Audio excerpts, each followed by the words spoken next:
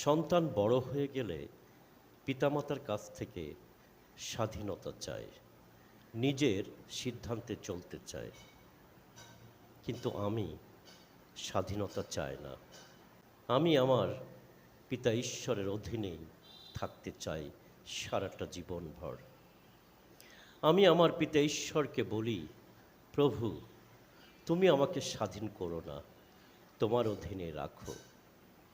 কারণ আমি এতটাই দুর্বল, এতটা শক্তিহীন,